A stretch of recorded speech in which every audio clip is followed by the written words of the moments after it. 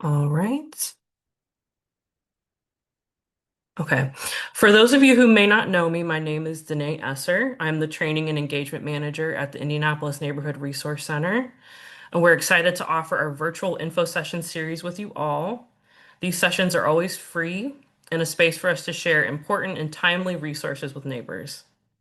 We have another session that we'll be scheduling for next month with Visit Indy on their neighborhood event toolkit. That'll be happening in late July, so please be on the lookout for that. But this morning, we're happy to welcome Carrie Black from IndyGo. Carrie Black is IndyGo's Chief Public Affairs Officer.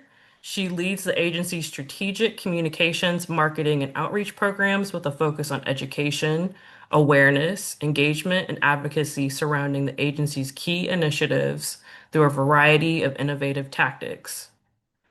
Carrie is going to share about some important updates regarding the proposed Indigo fare increases for next year, updates to available passes and available savings options, and at the end we'll have some time for Q&A. So with that, I'm going to hand it over to Carrie to get us started. Awesome. Thank you so much, Danae, and thank you all for having me. I'm excited to be here. I am going to share my screen and walk through a few slides to briefly explain what it is that we're proposing at IndyGo and why. Danae, can you see my screen okay? Can you see the Yes. cover slide? Perfect.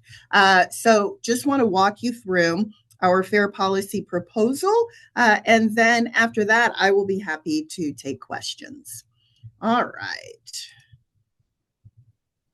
First of all, IndyGo has not increased fares in 16 years. So it has been a very long time. Our current fare is $1.75, and it has been $1.75 since 2009. But over the last 16 years, a lot of things have happened and a lot of things have changed. So, first of all, just the buying power of the dollar has diminished. It diminished a great deal, and operating expenses have gone up. So when we talk about the cost of fuel, labor, construction, basically just the cost of doing business, all of that has gone up. So one example, 58% increase in our operating expenses. So back in 2013, if we look at just a 10-year span, it cost us $105 per vehicle revenue hour to do business. And this is just kind of a technical breakdown, but to help you understand that 10 years later, that cost went up 58% to $180 in 2023 to operate per vehicle revenue hour. And now in 2025, that cost has gone up even more. If you were to look at what $1.75 would be today in terms of inflation, it would actually be worth $2.61. So again, that's just kind of to put it all into context, what it is we're looking at IndyGo in terms of doing business and in terms of what that $1.75 actually should be today. Just a couple of background things. For those who don't already know, not every rider at IndyGo pays full fare or even half fare. IndyGo is federally required to provide all persons who are 65 or older with a Medicare card half fare, and all persons with a disability half fare. But then there are a number of other folks that we provide relief to that we're not legally required to do. Sorry, go back. Legally required or federally required to do, but that we do because we feel it's an important thing to do. So you see that list there in the green box. Veterans ride fare free. Many government employees ride fare free or half fare. Student sponsored rides. So these are our high schools. We have all of our IPS high schools and then some charter high schools as well, where we have a program with them and the schools pay a deeply discounted price in exchange for being able to give free bus passes to their students to ride. All people, young people under the age of 18 and younger, ride half fare, and all children 5 and under ride for free. So again, just again, an idea of how much relief IndyGo already does provide that we're not federally required to ensure that our riders can ride and can access our services.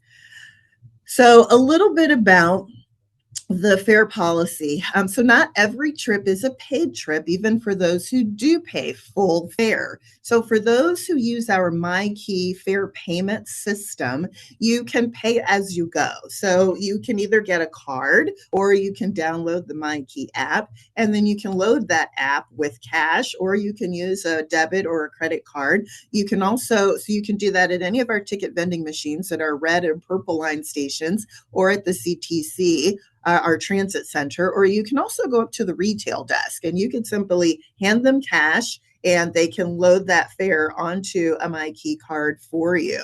When paying with MyKey, the beauty of it is that you get to take advantage of fare capping. So that means that if you're a frequent rider who typically rides our bus to work every day, maybe to the grocery store, to school, or to visit family, and you're riding multiple times a day, every day, the fare capping means that you pay no more than $4 for the day or $15.75 for the week, utilizing the daily or the weekly fare capping.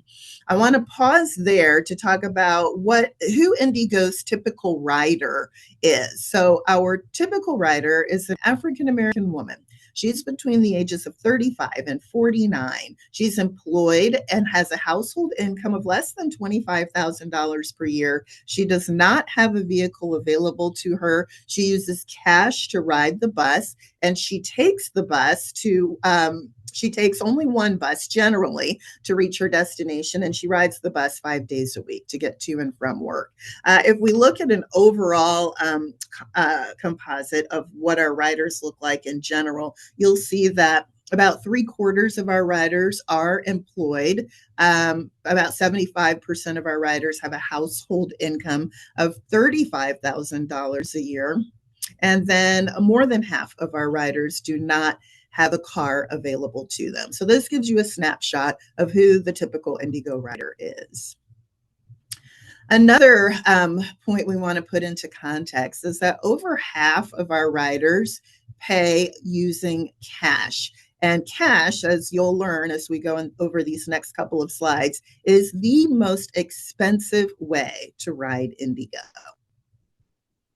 So we're going to talk a little bit about what a typical week for our typical rider looks like at today's prices of $1.75 per ride if you're paying with cash. So that first ride to ride to work that morning is $1.75. Now remember, every ride includes 2 hours of unlimited ride. So if you go to work that morning, but on the way to work, you stop off at a local restaurant to grab a breakfast sandwich on your way to work within that 2 hour span, then it's basically free. So $1.75 in the morning with that extra little trip built in. And then on the way home, same thing. You're going to pay $1.75, but maybe on your way home, you stop and you grab a pizza for dinner. So your total for that day that you would have spent riding IndyGo's $3.50. And you'll repeat that on Wednesday and again on Friday. Now, on Tuesdays and Thursdays, you not only go to work, make that stop on your way to work, come home from work and make that stop on your way home from work, but then you take an additional trip. So maybe that evening, after you get home from work, after you eat dinner, you hop on the bus and take a ride to go visit a friend or go visit a family member. So on that day, you spend $5.25. You repeat that on Thursday. On Saturday, you take a couple of trips, and on Sunday, you take a couple of trips. So our average rider spending cash will spend about $29.75. Now that averages out to $1.10 a trip because keep in mind you are taking those extra trips in the morning and then the evening on your way home from work within that 2 hour window. So you're taking advantage of that unlimited 2 hour window, or what we also call a free transfer. Okay, so stick a pin in that. So riding at $1.75, taking advantage of the transfers, $29.75 for the week. Here's what IndyGo is proposing that we raise fares to. So right now, that 2 hour unlimited ride is $1.75. If you're a rider who pays half fare, that's 85 cents a ride. We're proposing to increase fares by $1. So that would be $2.75 or $1.35 for the half fare. If you look at the fare capping, so the 1 day fare capping, which right now is $4 or $2 at half fare, that would go up to $6. And for the 1 week fare capping, instead of it capping at $15.75, that would mean it would cap at $24.75. The other thing that IndyGo is proposing is, in addition to increasing fares, we're also looking to discontinue the sale of several of our passes. So on July 1st, 2026, sales of the 10 trip, 31 day, the student pass, and the summer youth pass would be discontinued. And then we would no longer accept those passes the following year on July 1st, 2027, along with the 7 day pass, which we currently no longer sell as of today.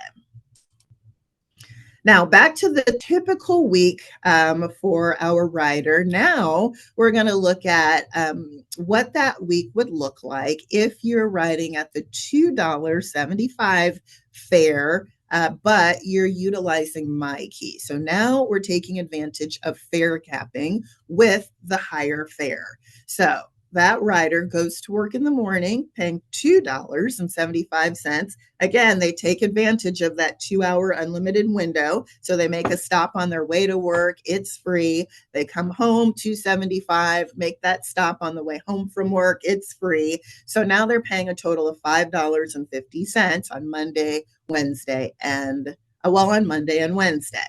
On Tuesday, same thing as before. They go to work in the morning, take that extra trip, come home, take that extra trip. All of that's free. But now they're taking advantage of fare capping. So they've hit their $6 mark when they go to take that leisure trip that evening. And so instead of it being another $2.75, it's only 50 cents. So that day is capped at $6 for that $6 a day fare cap. On Thursday, same thing. That trip is capped at $6 for the $6 a day fare capping. Now on Friday, here's where things get interesting. So if you look at how things have added up over the week, they are now hitting their $24.75 weekly fare capping on Friday morning. So now instead of that trip being $2.75, it's only $1.75. And then everything else for the rest of the week is free. So no more they don't pay for rides coming home, leisure trips in the evening. They don't pay for any trips on the weekend because they hit that weekly fare cap at $24.75. So now you see, with the increased fare, utilizing MyKey, taking advantage of fare capping, they're only paying $24.75 for the week. If you remember in that previous slide, utilizing cash at the lower fare, they were paying $29.75. So if our average rider switches from cash, which again is the most expensive way to ride, to utilizing MyKey, even with the fare increase, they would actually pay less. The other fare adjustment that we'd like to talk about is IndyGo is also proposing increasing our IndyGo Access fare. So currently, the base fare for riding within the ADA area, so that's the area that IndyGo is legally required to provide service to, is $3.50. We're proposing to raise that by $5.50. Legally, we are allowed to raise the base fare of IndyGo Access up to 2 times the regular fare. And the reason being is our IndyGo Access is our most expensive service that we provide because it's door-to-door, curb-to-curb service, and it's on demand where you call and you make a reservation. The bus picks you up and then it takes you to the doctor, and then it waits and it takes you home. It's very expensive to provide a service like that. So the actual cost for a service like this is really around $75 a ride. However, IndyGo only charges our riders at $3.50 and is now looking to only raise that $2 to $5.50.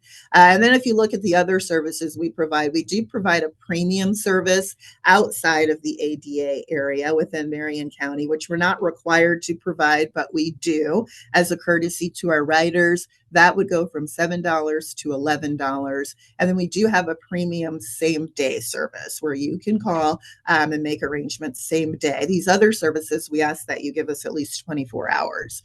But the same day service would go from $10 to $15 an hour. Just to give you a snapshot of who our typical IndyGo Access rider is. So, right now, currently, we have about 3,000 eligible riders, eligible clients. And really, when you think again back on our regular fixed route rider that rides on average 5 times a week to and from work, our average IndyGo Access rider only takes about 23% of our riders only take about 12 trips per year, or less than one trip a month. Less than 1% of our IndyGo Access riders actually ride 5 days a week. So, what we've determined is that the riders on this service use it much less frequently than our riders on our fixed route service. So that pretty much wraps up all of the information about the proposal. This just highlights a little bit about the timeline. So we first introduced the fair policy recommendation to our board of directors on May 15th. Then last week during our June board meeting, we held a public hearing where riders could come and share their feedback with our board directly. We will continue to do outreach and do meetings like this throughout the rest of June and the month of July. And then in August at our board meeting, our board of directors will vote on whether to approve the fair policy increase. That would happen on August the 21st. If they vote to approve it, it would take effect on January 1st, 2026. And that's all I have. Danae, I'll turn it back over to you for questions. Awesome. Thank you so much for that informative presentation. I know I learned a lot from that. So now we're ready for Q&A. If anyone has any questions, you can type them in the chat and I can read them aloud to Carrie, or you can come off mute and ask your question now. Asia, go ahead. You're fine. Hello, Carrie. It's great to meet you. I have a question about the engagement plan around informing the community about this change. What are the plans for an engagement plan or informational campaign? Um, I'm assuming, near the end of the year, just to make sure that people understand the fair changes. Yeah, absolutely. That's a great question. So we plan to continue. So we have planned about 14 to 16 public meetings to inform the community about the proposal and give them an opportunity to ask questions and to understand. And those have been held at a number of community centers throughout the region. So we will look to hold public meetings again to make sure that the public understands after, I'm presuming you're asking after the board, if they vote to approve between then and the implementation. And so then we're looking at aggressive promotional campaigns, both with digital, print, broadcast media, announcements on our buses, and engagement at the Carson Transit Center. And we really find, so we have a robust group of transit ambassadors that are fantastic at rider engagement. And so they ride our buses whenever we have big initiatives and share handouts and share information. And they do the same thing at the transit center, working in the lobby, but we would look for an even stepped up campaign going right to where our riders are on the bus and at the transit center to ensure that they understand what's happening and understand when. And then the other piece of that is a really robust campaign to help our riders understand MyKey and how to make that transition so that they can take advantage of the fare savings. Does that answer your question? Yes, it does. And I have one follow-up question. Are you partnering with any other local neighborhood entities like either CDCs or or something like that, to kind of go to those, high interaction areas or those third places to talk to neighborhoods as well. Yeah, so we are very interested in partnering with anyone who would like to. So this next month is spent really working with our neighborhood associations and organizations to come to them, whether that means coming to a regular board meeting or any other suggestions that they have for places where we can connect with large groups of people, particularly where we know our riders will be and will be interacting to share that information. So if you have ideas or thoughts, by all means, please share those with Danae, and she can get those to me. And we would love to plug in and partner with any and everyone to be able to help get that information out. So thank you. Mhm. Hi, Carrie. I was wondering, have you all done any research on the reasoning why certain folks will still just pay cash over actually using, the My Key system? Like, because my concern is that, even though I know in your presentation, this shift, or their way of using IndyGo could give them some savings. Is there some reasonings or some barriers that exist that you all are exploring to help these folks get there? Yeah, Ashley, thank you for that question.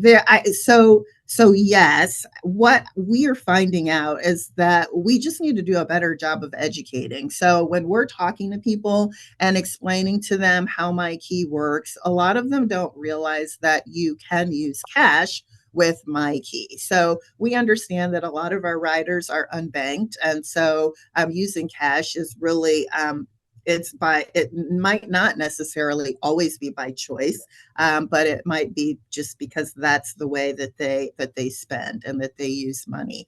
So we do understand that, but I think that think we think that the understanding of switching over to this fair payment system means that you either have to have a credit or debit card in order to load the card or to load the app, or that you have to use the app and you have to have a smartphone to be able to use the app.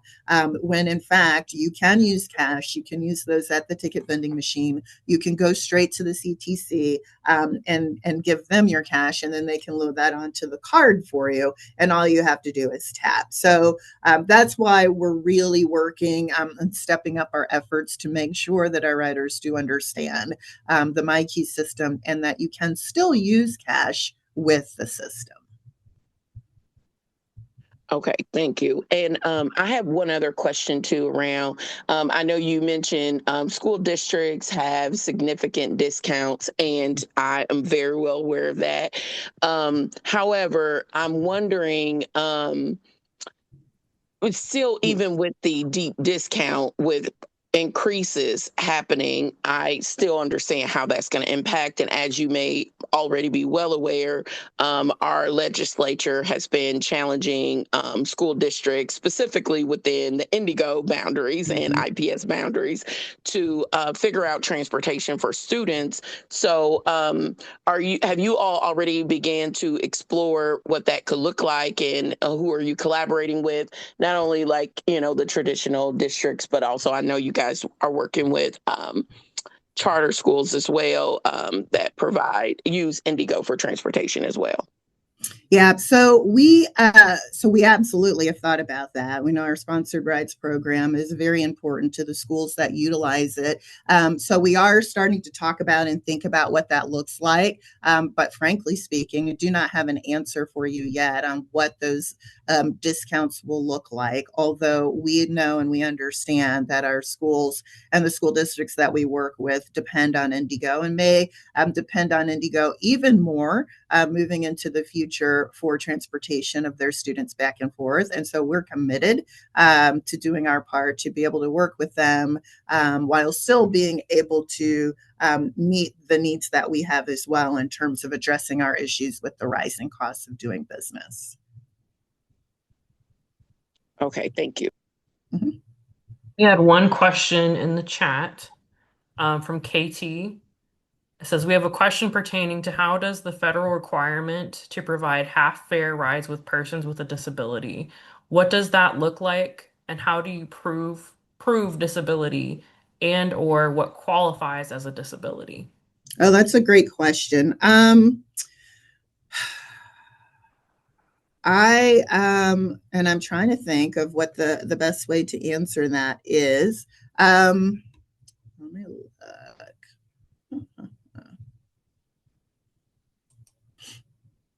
So I'm going to answer that question two ways. So, with our IndyGo Access program, we always say you must have a qualifying disability in order to be able to participate in the IndyGo Access program. And so there are a number of things that a rider has to go through in terms of questionnaires and then in terms of like an actual skills test. Like, is this person unable to utilize, to be able to easily access our regular fixed ride service, whether that be a mobility challenge or an intellectual challenge. So there's no like, do I have like a step one, step two, here are disabilities that are allowed and here are disabilities that are not? No. We have professionals within our IndyGo Access program that are trained to evaluate each person individually based on their particular situation and condition. So that's how that is determined for IndyGo Access. And I'm pretty sure, and I can follow up on this piece, even if you don't qualify for IndyGo Access, but you still want to utilize that half fare benefit on regular fixed route service. I believe that it is something very similar, but I can follow up and send more information to Danae that spells that out, or at least a link to our website that spells all of that out. So I will make myself a note. Thank you. We have another question in the chat from Sarah. Mm-hmm. It says, Sure. I read somewhere that Indigo is getting rid of the monthly pass and the 10 trip passes. Is this true? If so, what will replace the passes? Yeah, so that is true. We just went through that in the presentation. We'll be getting rid of a number of passes, and just to kind of explain a little bit, the reason is those passes are actually very expensive for us to manage, and at the end of the day, if a rider switches over to MyKey and takes advantage of the benefits there, they'll actually save, and it'll be even less cumbersome for the rider to manage their ride. So, to answer your question, there will not be a pass that replaces the 10 trip or I'm looking to see, the monthly pass. So, the 31-day pass or the 10 trip pass. The goal is, again, to help our riders move over to MyKey and be able to utilize the system there. Now, for riders who are receiving passes through a nonprofit, which works with our IndyGo Foundation program. So our IndyGo Foundation program provides bus passes to a number of nonprofit partners. I think they're up to somewhere around 200, maybe 300 partners now. And then those partners provide passes to their clients. Utilizing a MyKey, there will be a QR code or a little pass with a QR code that they will be able to generate to then share with their clients, and they'll be able to use that very similar to the way that they use a pass today. Awesome. We got a couple more questions in the chat. Okay. Okay. So it says, we would like to understand the already difficult barriers for our unhoused neighbors and how this rate change impacts them even more. What would it take for Indigo to create a program for our unhoused neighbors specifically, and provide free rides? We would love to discuss with the leadership team directly on how difficult it is for our unhoused neighbors already and people who are not getting around for basic necessities already. These changes will significantly decrease the movement of people, which is unhealthy for them overall. We would love to have Indigo listen to the neighbors directly and the reality of public transit, that doesn't serve them already. Is this something you would be open to? Absolutely. I mean, let us know what you're thinking and where you'd like to meet. Our president and CEO, Jennifer Pierce, is very serious and committed and dedicated to getting out into the community, to talking and to answering questions. She has attended a number of our public meetings and sat there and engaged with riders one on one. But if this is something specific that you're wanting to talk about regarding our unhoused population, so a specific forum or some type of a meeting like that, we'd be more than happy to set something up. And Jennifer, and maybe a few of our other executives as well, would be available to come and meet and have that discussion. I think to answer your question, I mean, everything's on the table. Our board has been very open that they want to hear feedback from the community and they really want to understand how this proposal will impact our riders and impact all of our riders. So anything that we can share, any light that can be shed on some of the challenges that maybe some folks on this call are more directly working with would be so helpful. And so we'd absolutely love that. I think in terms of really sponsoring, when we talk about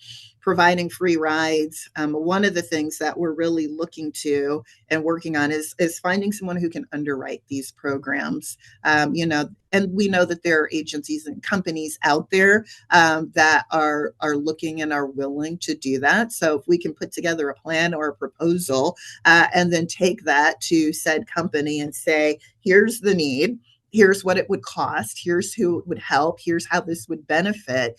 We do believe that there are people out there that would write a check to underwrite such a program. So let's get together and let's talk and let's figure it out. Awesome, thank you. Mhm. And then the last question in the chat. I am a caseworker and work a lot with the community.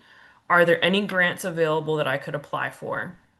Absolutely. So that's where our Indigo Foundation comes into play. So they have a bus pass grant program that they hand out grants to nonprofits and organizations every year. So that application window will open this fall, and then they hand out those grants in the early spring.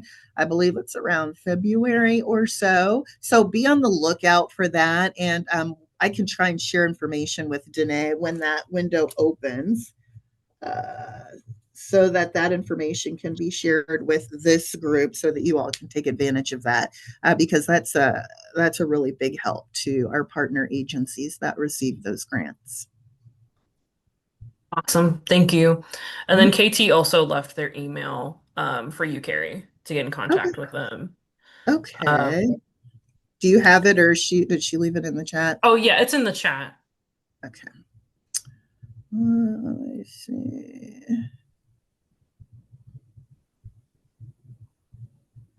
Okay. So, thanks. Yep. And then we have another question. Would IndyGo consider having the buses run every 15 minutes during rush hour? So there are, sorry, getting KT's email address. There are there are several routes that have a 15-minute frequency. So our Route 8 has a 15-minute frequency, our Route 10, and then, of course, our red line and our purple line have a 5 to 10 to 15-minute frequency regularly throughout the day. The way our schedule planning team determines frequency is based off ridership. So where ridership dictates a higher frequency of travel, then that's how our buses run. Now, there are some routes that only have a 30-minute frequency or a 1 hour frequency. And those frequencies are set so low for a reason because the ridership doesn't dictate or call for anything above that. So, to answer your question, everything is always up for consideration. Our schedule planning team is constantly evaluating ridership throughout the county, and where they see spikes, they do make adjustments. In fact, we just made an adjustment with the Route 10 to increase the frequency on it a year ago because we saw ridership growing along that route in the near west side and north side of the city.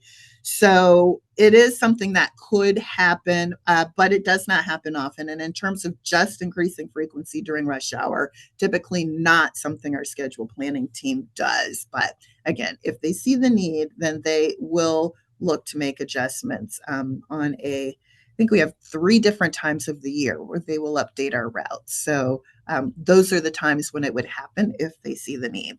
Sorry, that's a long answer for maybe so, but not likely. Awesome. Yeah, go ahead, Tequila. Thanks. Just a question, Carrie. This is more on the demographic side. I thought it was interesting, just the persona of the average writer. Um, has Indigo seen a change in that with the expansions of, we have the red line, we have the purple line, we're reaching different parts of central Indiana than what typically Indigo might have reached. So has that shifted the demographics of the writers at all? So the demographics do change. So I will tell you, a year ago, our average Indigo writer, so the person writing with us the most, was actually a middle-aged Black man. And so over the course of a year, it has shifted to now a middle-aged Black woman. In terms of demographics, I think actually, those have shifted too. So a year ago, it's a middle-aged Black man, average household income of about 35,000. Now it's a middle-aged Black woman of an average income of about 25,000 household income. So we do see those numbers change. We just did another customer perception survey, and we'll have, and I believe things shifted a little bit again. I don't remember exactly what those look like, but we'll be rolling those out in the coming weeks. So it does change for a variety of reasons, I think. So, yeah.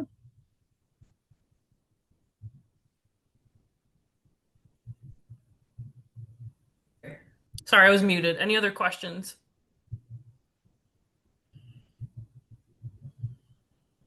Check the chat really quick.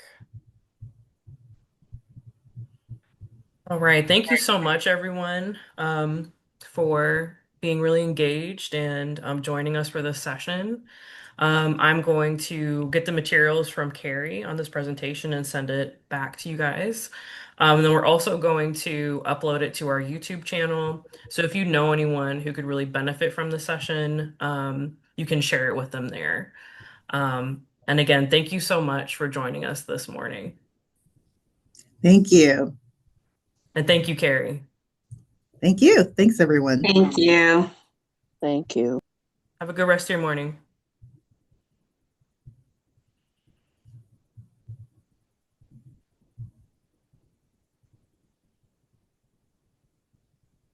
Thanks, Danae, for having me, and I'll get those things emailed over to you now. Yeah, of course. Thank you again. It was a Okay. great session. Thanks. Bye. Bye.